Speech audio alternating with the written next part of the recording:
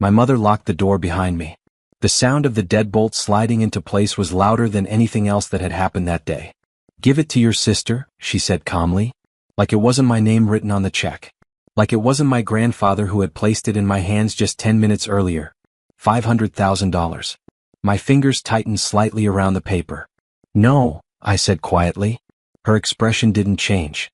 She wasn't surprised. She was prepared. "She needs it more than you," my mother replied. "Needs. Not deserves. Not earned. Needs." Behind her, my sister Rachel stood near the kitchen counter, arms crossed, watching me with the same look she'd worn my entire life. Expectation. Certainty. Ownership. I was the weak one. The quiet one. The one who didn't argue. The one who gave in. That's who they believed I was. My mother stepped closer. "Don't make this difficult, Ethan." Difficult. Like this wasn't theft. Like this wasn't betrayal. My heart was beating faster now, but my hands stayed steady. I looked past her at the front door. Locked. Controlled. Planned. She thought I'd hand it over. Like always. But something inside me had already shifted. I folded the check carefully and slid it into my jacket pocket. Then I said the one word she never expected to hear from me. "No," and reached for the door. My mother stepped in front of the door before I could reach it. "You're not leaving," she said calmly. Not angry. Certain.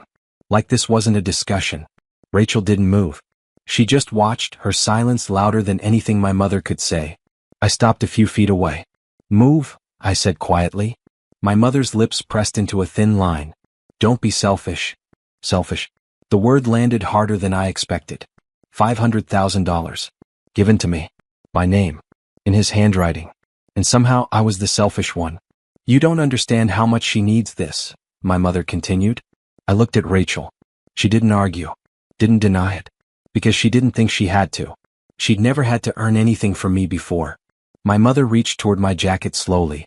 "Give it to me," she said. Not asked. Said. Her fingers touched the fabric near my pocket. That's when something inside me snapped. Not loudly. Not violently. Quietly. Finally. I stepped back. Her hand missed. Her eyes widened slightly. She wasn't used to that. I turned the lock myself and pulled the door open. Cold air rushed in. "Ethan," she warned. I paused. Looked back at her. At both of them. Then walked out anyway. Neither of them followed. Because they still believed I'd come back. They still believed I had nowhere else to go. But I did. I had the bank. And I had his name on that check. The bank was only 12 minutes away. I remember every second of that drive. My hands stayed steady on the wheel, but my mind kept replaying my mother's voice. "Give it to your sister." Not, "Can you help her?" Not, "It's your choice." Give it. Like I didn't exist. Like I was just a bridge between her and the money. I parked outside Caldwell Federal Bank. The same bank my grandfather had used for over 40 years. The same bank where everyone knew his name. Inside, the air smelled faintly of carpet cleaner and coffee. Normal. Safe. Routine. I stepped up to the counter and handed the check to the teller. She smiled politely at first. Then looked down at the name. Then the amount. Her smile faded. "I'll need to have my manager assist you," she said carefully. She disappeared into a back office, holding the check like it was fragile. Minutes later, a man in a dark suit approached me. Mid-50s. Sharp eyes. Controlled expression. "Mr. Caldwell," he said quietly, "please come with me." He led me into his office and closed the door behind us. Then he looked down at the check again. His face changed. Not confusion. Not suspicion. Recognition. He looked up at me slowly and said the one thing I never expected. "Sir," he said quietly, "you need to call the police." I stared at him. "I'm sorry, what?" I asked. The manager didn't answer immediately. He stood up, walked to his office door and locked it. The sound made my stomach tighten. He returned to his desk and placed the check carefully between us. "Mr. Caldwell," he said quietly, "when did your grandfather give this to you?" "An hour ago," I replied. His jaw tightened slightly. "That's not possible," he said. A cold weight settled in my chest. "What do you mean?" He slid the check closer to himself and turned his monitor toward me. "This check," he said carefully, "was issued from a protected trust account." Trust account. I frowned. "Okay." He shook his head slowly. "That account was flagged this morning." Flagged? For what? He hesitated. Then answered. "For unauthorized access." The room felt smaller suddenly. My mind struggled to keep up. That doesn't make sense, I said. He gave it to me himself. The manager studied my face closely, not doubting me, confirming something. When did you last see your grandfather before today? He asked. This morning, I said. At his house. The manager didn't blink, didn't move. Then he said quietly, Mr. Caldwell, your grandfather was reported unconscious by emergency services at 7:42 a.m. My chest tightened. I had seen him at 8:10, alive, awake, handing me that check, which meant someone was lying. That's not possible, I said again, quieter this time. The manager didn't argue. He just turned the monitor fully toward me. A hospital intake report filled the screen. Patient, Harold Caldwell. Status, unconscious. Time admitted, 7:42 a.m. My grandfather. My chest tightened. I saw him after that, I said. He was awake. He spoke to me. The manager leaned forward slightly. Did anyone else see him give you this check? I thought about it. The living room. The smell of his old leather chair. His hand steady as he signed it. Then, my mother. She'd been standing in the hallway. Watching. She'd said nothing. Just watching. Yes, I said slowly. My mother was there. The manager nodded once, like something had just confirmed itself. Mr. Caldwell, he said carefully, this trust account required 2 authorized signatures for any withdrawal over $50,000. 2 signatures. I looked down at the check. There was only one. My grandfather's. My stomach dropped. Which means, the manager continued quietly, someone bypassed the trust controls this morning. My heart started beating faster. Because suddenly my mother locking the door made sense. She wasn't trying to take the money. She was trying to stop me from reaching the bank. Before anyone realized what had been done. My hands went cold. You think my grandfather didn't authorize this? I asked.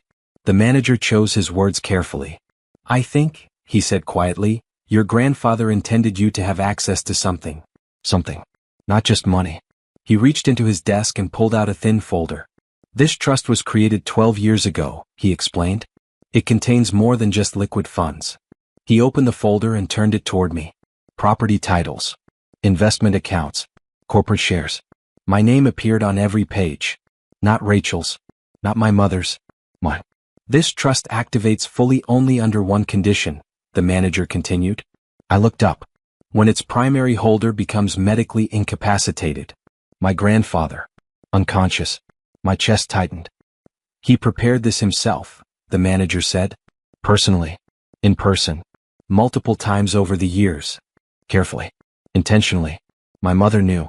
That's why she locked the door. That's why she told me to give up the check. Not because she wanted the check. Because she didn't want me discovering the rest. The manager leaned forward slightly. Mr. Caldwell, he said quietly, someone in your family expected you not to come here.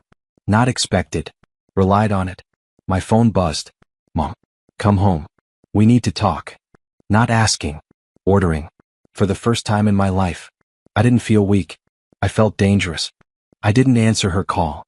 I stared at the screen until it stopped ringing. Then another message appeared. Mom, this is a mistake. Don't do anything. Mistake. Not misunderstanding. Not confusion. Mistake. She knew exactly where I was. Which meant she knew exactly what I had discovered. I looked up at the manager. Who else has access to this trust information? He didn't hesitate. Only the primary holder and the listed beneficiary. Me. No one else. Which meant my mother wasn't supposed to know. Unless she tried to access it already. Has anyone else been here today? I asked. He paused.